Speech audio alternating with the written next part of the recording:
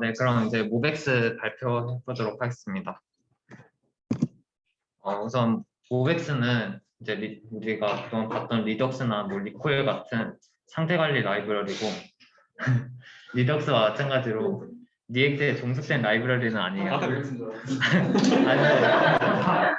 이게 지금 리덕스가 이제 리덕스랑 비교해서 거의 완전 바닥에 있는 것 같긴 한데 이제 그래서 사실 근데 리덕스는 많이 사용해 보셨을 거고 모백스는 또 펑셔널 리액티브 프로그래밍 해서 이제 함수 반응형 프로그래밍 패러다임을 사용한 라이브러리거든요. 그래서 뭔가 좀 새로운 패러다임을 한번 배워보는 기회를 가지면 좋을 것 같다는 생각을 해서 모백스 그래도 좀 사용료는 낮지만 조사하게 되었습니다. 그래서 그러면 모백스를 사용하는 이유가 있었는데 그게 이제 리덕스랑 비교해서 한번 알아보면은 우선 객체지향적으로 코드를 작성할 수가 있어요. 그러니까 이제 모백스는 클래스 기반으로 사용하는 것을 이제 모백스 공식 문서에서도 좀 권장하고 있는데 그렇다고 꼭 그 강제적으로 객체지향적으로 작성하고 클래스에만 적용할 수 있는 것은 아니고 그냥 일반 플레인 객체에도 옵저버에 그 모백스를 적용할 수가 있어서 그냥 그 객체지향을 그냥 권장한다 정도로 이해하시면 될 것 같습니다.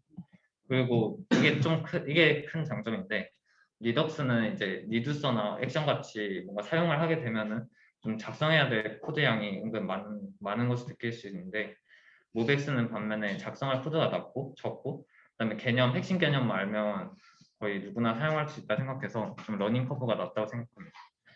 그리고 리덕스처럼 UI 프레임워크 밖에서 상태 관리함으로 약간 리액트에 종속된 게 아니라 그냥 그 JS 자체에서 상태를 관리함으로 코드 분리가 쉽고 그래서 뭔가 단위 테스트나 그런 로직 테스트 하기에 용이하다는 장점이 있습니다. 그리고 이게 좀 리덕스랑 다른 점인데 리덕스 같은 기존의 상태 관리 라이브러리들은 상태를 업데이트할 때 이제 이뮤테이블 하다는 원칙을 지켜야 했거든요. 그래서 이제 상태를 업데이트할 때 그냥 그 속성의 값을 직접 바꾸는 게 아니라 그 속성의 값이 바뀐 새로운 객체를 만들어서 업데이트하는 그런 식으로 코드를 작성해야 하는데 모백스 같은 경우에는 그 속성 내부의 변화를 감지하는 라이브러리이기 때문에 뮤테이블한 상태 변경이 가능하다는 장점이 있습니다. 그래서 우선 모백스에 대해서 조금 자세히 알아보기 전에 뭔가 기반 지식이 필요하거든요. 그래서 디자인 패턴에 이제 옵저버 패턴이라는 게 있어요. 그래서 이걸 한번 그림으로 표현을 해봤는데 이제 옵저버라는 개념이 이제 모백스에서도 많이 사용되는 개념인데 이제 이거를 한번 비유를 들어서 설명해 보도록 하겠습니다. 그래서 옵저베이블은 이제 뭔가 정보를 가지고 있고 그런 정보를 생산하는 그런 역할을 하는 역할이어서 우리가 자주 접할 수 있는 걸로 대상을 들면 유튜버를 들 수가 있겠죠. 그래서 유튜버를 이제 하고 일반 시청자들이 있는데 이제 구독이나 구독 취소를 통해서 이제 구독자가 될 수도 있고 구독자에서 해지할 수가 있습니다. 이걸 이제 함수로 명칭을 하면은 뭐 add 옵저버나 서브스크라이브 이게 구독일 수 있고 구독 취소는 이제 unsubscribe가 되겠죠. 그러면 이제 동영상을 업로드를 하게 되면은 이제 옵저버 베이블에서 동영상 업로드 했을 때 notify나 publish라는 함수를 이제 실행을 해서 이제 모든 구독자들에게 자신의 영상이 업로드 됐다는 것을 알려줘요.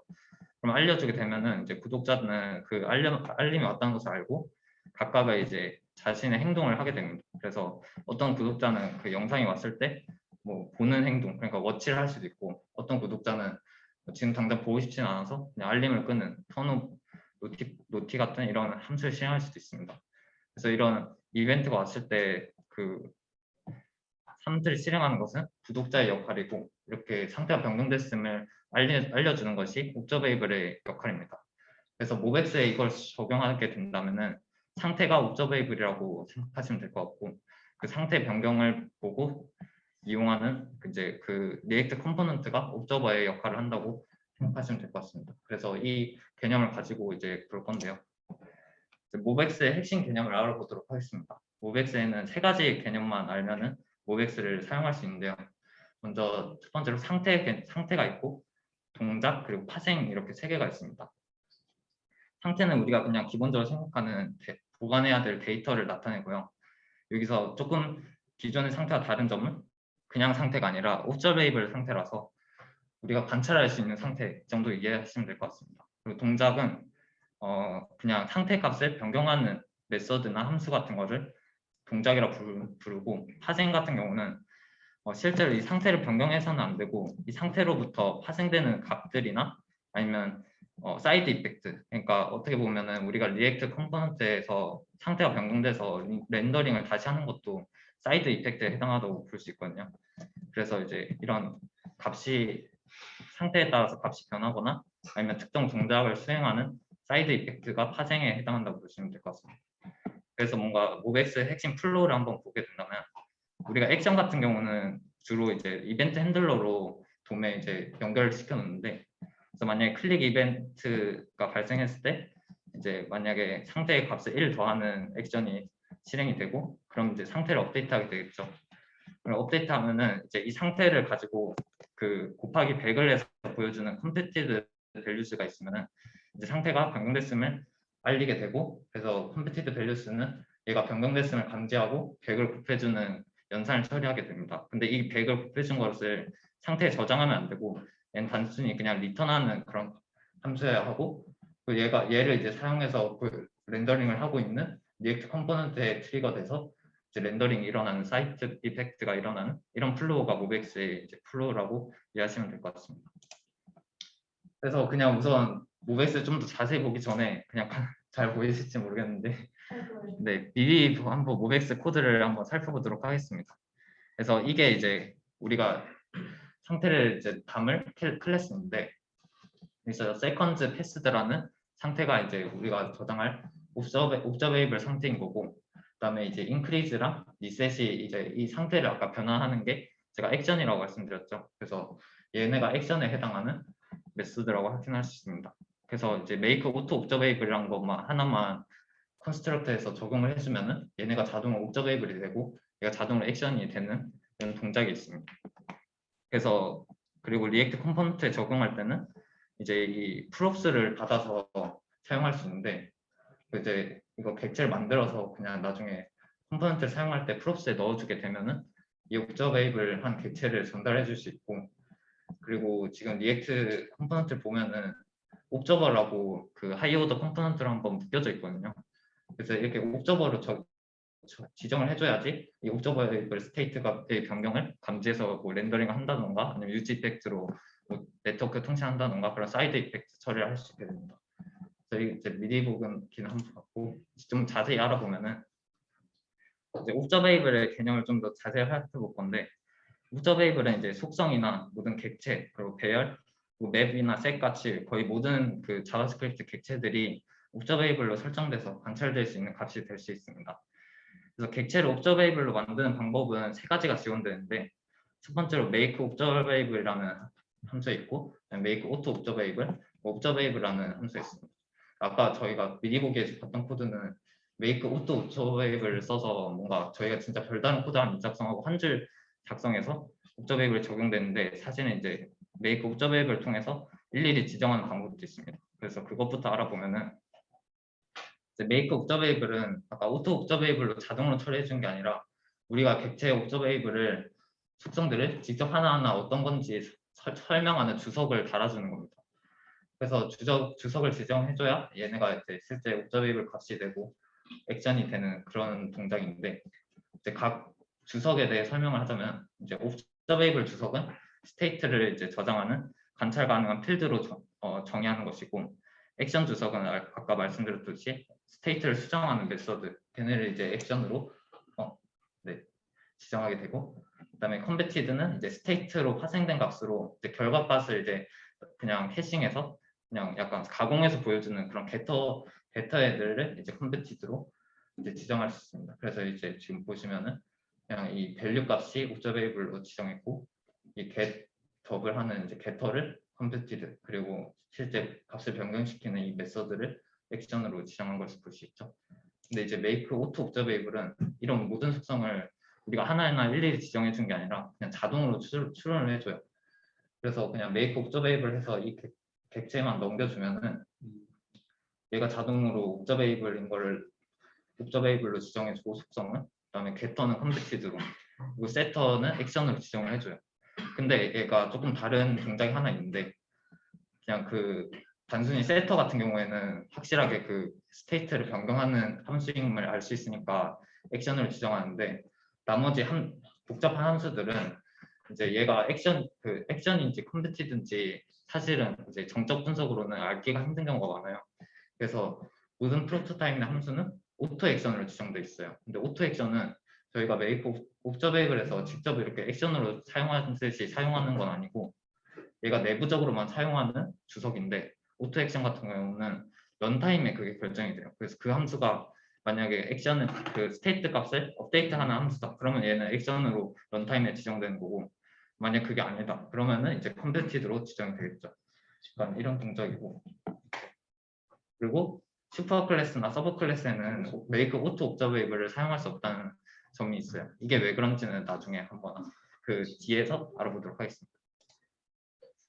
그리고 마지막으로 옵저베이블이라는 함수로 그냥 사용할 수도 있는데 아까는 메이크 옵저베이블이랑 오토 옵저베이블은 이렇게 클래스에 적용하는 방법이었다면은 이제 그냥 일반 플레인 객체를 옵저베이블로 바꿀 수도 있습니다. 그래서 이제 옵저베이블은 주석뿐만 아니라 함수로서도 이렇게 그 호출할 수 있게 되고 옵저베이블로 반환된 객체는 프록시 객체여서 객체에 나중에 이렇게 새로 추가한 그 속성들도 다시 옵저베이블로 된다는 특징이 있어요. 근데 얘네 같이 지금 미리 그 필드들을 다 정해놓고 옵저베이블 다른 그 객체 같은 경우에는 새로 필드를 추가해도 그 생성자에서 그 지정을 못 해줬기 때문에 새로 만든 필드는 옵저베이블로 지정을 할 수가 없는데 얘 같은 경우에는 이제 프록시 객체이기 때문에 그런 그 셋이나 그런 동작을 한번 재정의해 놔가지고 새로 그 필드를 추가할 때도 옵저베이블로 추가된다는 특징이 있어요. 그래서 이게 왜 필요하냐면은 이제 동적으로 저희가 키를 추가하고 빼고 하는 이제 맵이나 셀 같은 경우에는 이 옵저베이블을 써서 해야 그 효율적으로 관리할 수 있다는 점 때문에 이 함수가 있습니다. 그리고 이제 액션을 알아볼 건데 액션은 아까 말씀드린 것처럼 스테이트를 그냥 수정하는 함수입니다. 그래서 이건 그냥 뭐 간단한데 이 중요한 점은 중간값은 관찰되지 않는다라는 특징이 있는데 이거는 이제 액션은 하나의 트랜잭션을 묶여 있어서 지금 스테이트 밸류를 2번 더하고 있잖아요. 여기서 중간값은 한 번 더한 이때의 상태가 중간값이고 2번 다 더해졌을 때가 결과값이거든요. 근데 이제 중간값이 관찰되지 않는다는 것은 이 액션 트랜잭션이 실행되고 있는 동안에는 이게 상태의 변화를 알리지 않고 이 액션 트랜잭션이 완전히 끝나서 그러니까 밸류가 2번 다 더해져야 이 상태 변경됐다는 것을 알리는 거죠. 그래서 기본적으로 액션 외부에서는 스테이트를 변경할 수 없다는 원칙도 있는데 이건 뭔가 그 변경해도 뭔가 큰 문제 생기는 거 아닌데 액션으로 지정을 해줘야지 다들 그 스테이트가 어디서 변경되는지를 디버깅이나 그럴 때 알아차릴 수가 있어가지고 액션으로 무조건 지정해주는 습관을 들여야 할 것 같습니다. 그리고 이거는 액션 상속인데 프로토타입을 정의된 액션만 서브 클래스에서 재정의 할 수 있다고 되어 있는데 그러니까 지금 어로 펑션을 쓰게 되면은 인스턴스에 이제 함수를 이제 지정하게 되고 그다음에 그냥 일반 그 펑션 메소드를 쓰게 되면은 프로토타입의 함수가 정의되게 되는데 그런 특징 때문에 이제 서브 클래스로 사용할 때는 이제 이 어로 펑션에는 오버라이드를 재정의를 할 수 없다는 그런 제약사항이 있습니다. 근데 저희가 주로 클래스에서 어로 펑션을 쓸 때는 디스를 자동으로 바인딩하려고 사용하는데 그래서 디스를 자동으로 바운딩하기 위해서 화살표 함수를 사용하는 대신 이제 액션.바운드라는 주석을 사용하면은 그냥 일반 그 펑션 메서드에도 디스를 자동으로 바인딩해주는 기능을 갖고 있습니다. 그래서 여기서 간단한 JS 퀴즈가 있는데요. 방금 이제 이거랑 이제 비슷한 내용이거든요. 근데 이제 그 코드도 별로 없어요. 그냥 저희가 많이 봤던 코드일 수도 있는데 클래스 A가 있고 이제 클래스 B는 A를 상속받은 클래스예요. 그래서 클래스 B 객체를 만들어서 B의 핸들 클릭이랑 핸들 마우스 타운을 실행을 하는데 이 코드의 결과가 어떻게 될지 한번 그 맞춰볼 수 있을까요? 아, 상품은 없습니다. 누가 말했어?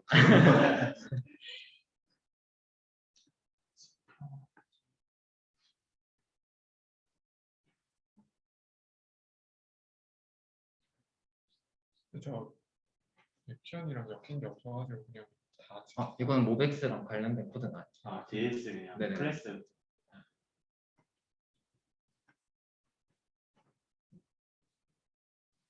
핸들클릭 두 번씩 해보고 마우스 다운 한 번씩 해볼까? 우선 핸들클릭 그 두 번 실행되는 건 되게 맞고. 다르구나. 밑에 위에 건 메서드고 밑에 건 그거구나. 맞아요. 화살표 치구나. 핸들 마우스 아니다. 실행이야. 핸들 클릭 두 번, 마우스 다운 한 번 했어. 그래서 결과를 보면은 조금 비슷한데 조금 다르거든요. 그래서 우선 핸들클릭은 두 번 실행되는 게 맞고, 실행이야. 이제 뒤에서는 슈퍼점 핸들 마우스 다운을 실행하려고 하면은 얘가 없기 때문에 이제 이런 에러가 이런 에러가 발생합니다. 그래서 이게 왜 그렇게 되는지 한번 내부 동작을 한번 보면은, 얘를 저희가 이렇게 작성을 하잖아요. 이 코드를 한번 바벨에 돌려가지고 이제 트랜스파일링을 하게 되면은 이런 식으로 코드가 나오게 되거든요. 이게 이제 펑션 메서드랑 어루 펑션의 클래스에서 사용할 때의 차이인데, 실제로 보시면은 그냥 메서드 같은 경우에는 핸들클릭 메서드 같은 경우에는 동일하게 그냥 메서드로 남아 있는데, 이 이제 어루 펑션 사용했을 때는 이 컨스트럭트에서 이 그냥 프로퍼티에 넣는 방식으로 그냥 함수를 넣거든요. 이렇게 되면은 이제 프로토타입에는 핸들클릭이 들어가 있는데, 얘는 그냥 인스턴스에 그냥 넣어지는 인스턴스의 속성 값을 넣어주는 거예요. 그래서 얘를 상속받았을 때 프로토타입을 참조하기 때문에, 사실 클래스는 자바스크립트는 클래스가 프로토타입 기반이기 때문에 상속을 받아도 프로토타입에 있는 것들을 상속받을 수 있는데, 이 핸들 클릭은 존재하지만 이 핸들 마우스 다운은 이제 컨스트럭터에서 지정되기 때문에 이제 상속받을 수 없는 그런 동작이었습니다. 그리고 이제 잠시 그냥 쉬어가는 타임이었고 좋습니다. 네, 컨베티드 이제 마지막으로 설명할 건데, 컨베티드는 이제 옵저베이블 스테이트에서 순수 함수를 사용해서 파생된 값이고, 일반적으로는 게터를 생각하시면 될 것 같습니다. 그래서 느리게 평가해서 출력을 캐싱하고, 사용 중인 옵저베이블 값이 변경된 경우에만 재계산을 해서 약간 그런 효율적인 구조로 되어 있고, 근데 또 이제 컨베티드 값이 관찰되지 않으면은 업데이트가 중단됩니다라고 되어 있는데, 이거는 이제 컨베티드 값이 뭔가 리액트나 아니면 다른 함수에서 사용되고 있으면은 이제 옵저베이블 값 변경될 때 계속 계산을 해주는데, 아예 사용되고 있고 참조되는 곳이 없으면은 그냥 업데이트를 안 하고 있다가 나중에 이제 인풋 아웃풋이 일어났을 때 다시 계산을 하는 약간 그런 느리게 평가하는 방식으로 동작을 하고 있습니다. 그리고 컨베티드 안에서는 이게 절대적으로 지켜야 되는 원칙인데, 컨베티드 안에서는 뭔가 사이드 이펙트를 발생시키거나 다른 옵저베이블 항목을 업데이트해서는 안 됩니다. 그러니까 이 옵저베이블 항목을 상태를 바꾸는 것은 액션의 역할이고, 이 사이드 이펙트를 발생시키는 것은 리액션즈나 아니면 리액트 컴포넌트 역할이기 때문에, 이 컨베티드에서는 단순히 게터처럼 순수하게 값을 그냥 리턴하는 역할만 해야 된다. 그래서 마지막으로 이제 모백스를 리액트에서 사용하는 법을 알아볼 건데요. 리액트에서 사용할 때는 그냥 리액트 컴포넌트에 옵저버 그 하이오더 컴포넌트로 감싸주기만 하면 그냥 바로 반응형 컴포넌트를 만들 수가 있어요. 이렇게 지금 보면은 타이머 저희가 아까 만들었던 타이머 모델을 만들었고, 그래서 타이머 모델로 객체를 만들고, 이 객체를 이제 컴포넌트 넘겨주고, 이제 얘는 옵저버로 감싼 컴포넌트에서 이 값을 사용하기만 하면은 지금 set 인터벌로 1초마다 increase 타이머 액션을 실행해주고 있죠. 그럼 1초마다 이제 이쪽에 컨베티드 값이 옵저베이블 값을 사용하고 있기 때문에 얘가 계속 1초마다 렌더링 되는 것을 확인할 수 있습니다. 그리고 이제 모백스에서 방금은 그냥 바로 객체 생성해서 사용했는데, 사실 이렇게 실제로 사용하진 않고 이제 리액트 컨텍스트를 이용해서 주로 주입을 받거든요. 그래서 옵저베이블 스테이트를 담은 객체, 그러니까 즉 그걸 스토어라고 부르거든요. 그래서 스토어를 이렇게 만들어서 그 크레이트 컨텍스트로 컨텍스트 만든 다음에 이제 프로바이더로 주입시켜서 내부에서 사용하는 식으로 주입받고 있어요. 사실 이제 OBS 자체에서 제공하는 프로바이더도 있긴 한데, 그 이제 리액트 컨텍스트가 생기고 나서부터는 추가된 이후부터는 모백스에서는 컨텍스트를 이용하는 걸 권장하고 있다고 합니다. 네, 그래서 이상으로 마무리하고 저는 Q&A 받도록 하겠습니다. 컨텍스트